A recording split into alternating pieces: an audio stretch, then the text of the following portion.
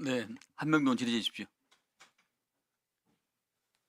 예, 한병돈입니다. 그 이진수 전 사령관님 이쪽으로 잠깐 하나만 여쭤보겠습니다. 잠깐만 나와주시죠. 이진우 전 사령관님, 예.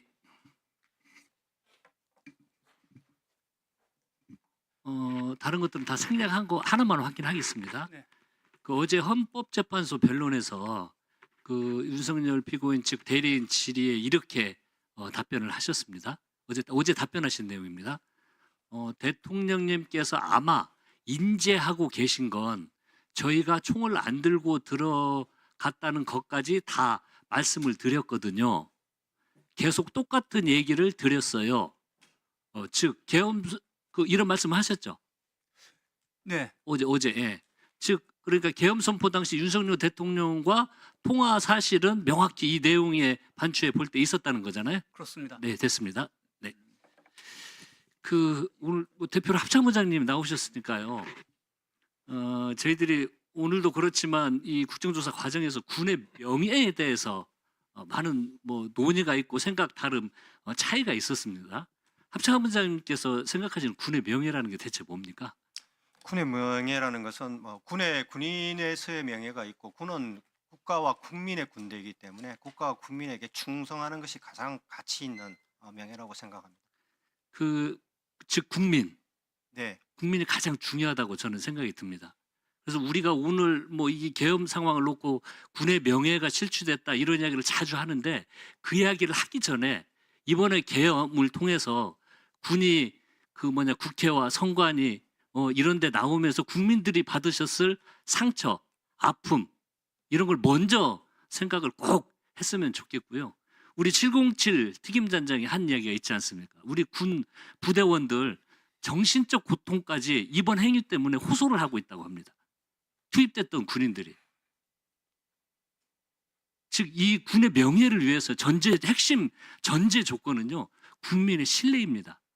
국민의 뜻이고 그리고 이번 행위 때문에 정말 진정한 국민으로부터 신뢰받는 군의 명예를 다시 찾기 위해서 얼마나 많은 노력이 있어야 되겠습니까? 그 신뢰를 찾기 위해서. 그래서 군의 명예를 이야기하기 전에 이번 조사를 통해서 국민이 받으셨을 상처, 군은 그걸 먼저 생각 꼭 좀 하고 앞으로 이런 일이 다시는 일어나지 않도록 합참의장님이 좀 구조적으로 노력을 이 부분에 좀 집중하셔야 되겠다 이런 당부의 말씀을 하나 드리겠습니다. 잘 알겠습니다. 예. 그리고 실장님, 아까 우리 정진석 실장님, 실장님께서 아까 오전에 답변을 하시면서 그러니까 국회 좀 일방통행식 독주 이런 걸 대통령께서 많이 느끼셨고, 그래서 좀 국회에 대한 어떤 폐악질 이런 것들을 국민에게 알리기 위한 대통령의 고뇌에 찬 결단이셨다는 취지로 저는 들었거든요. 이번 계엄을.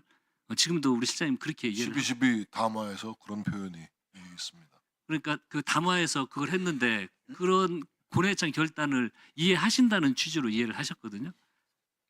정말 그러니까 제가 아까 말씀드렸던 것은 이번 계엄이 정당했는가 적절했는가의 판단에 대해서는 사실 한마디로 얘기하기는 좀 못하다. 제가 볼 때 그 계엄 조치가 발동되기 전후에 여러 상황을 좀 봐야 될 것이고 또 법적 근거 이런 것도 좀 따져봐야 될 것이고 이런 것을 종합적으로 평가한 뒤에 판단해야겠다라는 것이죠. 실장님 물론 지금요. 이제 예. 12월 3일 그 당시에는 너무나 깜짝 놀랄 만한 그런 조치의 소식을 들었기 때문에 여러 국무위원들 또 청와대 참모들도 만류를 하고 그랬습니다만은 실장님 제가 좀 이제 대통령이 왜 그런 결단을 내렸는가 또 이렇게 반추해 보면 대통령으로서 국정 난맥상 또 국회에서 벌어지는 일방통행식의 자 실장님 제가 이런 것들이 말씀드리겠습니다. 굉장히 큰 제 취지를 알겠습니다. 고뇌로 실장님, 절망감으로 다가왔을 것이다. 이런 예, 대통령의 생각을 실장님 편린을 답변에 읽을 수 있었다. 제가 취지를 알겠는데요. 이게 복잡한 게 아닙니다. 야당 설득하기 어렵게 하고 다수 우석으로 횡포를 한다고 간단한 겁니다. 계엄합니까? 군을 국회에 투입합니까? 그리고 그걸 국민들이 그걸 지켜보게 합니까? 즉 이런 어려우면요, 실장님 그 고위당 정청 많이 하시고 야당 의원들하고도 많이 접촉하셨죠? 안 하시나요? 많이 하셨죠? 혹시 뭐 식사 같은 거 많이 안 하셨습니까? 뭐 야당 의원들하고 개별적으로 식사한 적도 여러 번 있습니다. 그리고 이런 걸 전에 실장님 예. 마무리하세요. 예.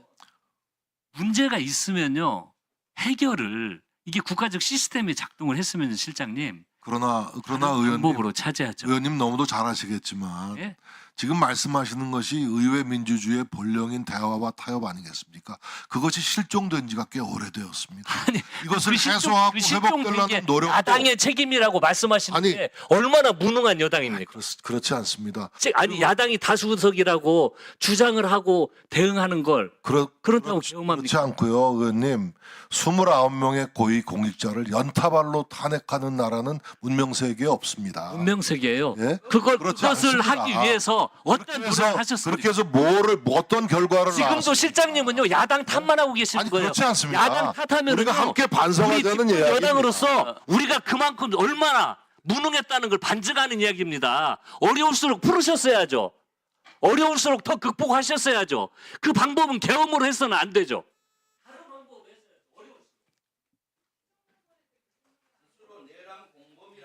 자, 실장님. 자, 조용히 주세요. 소리 지르지 마세요. 네. 소리 막 지르지 마세요. 네. 예? 실장님, 자, 가만히 계세요. 실장님. 소리- 동의보험에 보면 말이죠. 통죽 불통, 불통죽 통이란 말이 있습니다. 통하면은 아프지 아니하고 아프지 아니하면 통한다. 이것은 인간의 그 신체의 그 혈류뿐만 아니라 정치에서도 저는 똑같다고 생각을 합니다. 소통이 그만큼 안 됐다는 겁니다. 그만치. 다음 순서입니까? 하실 겁니까? 하십시오. 네. 잘 안 하시니까. 아까 용해인 의원님이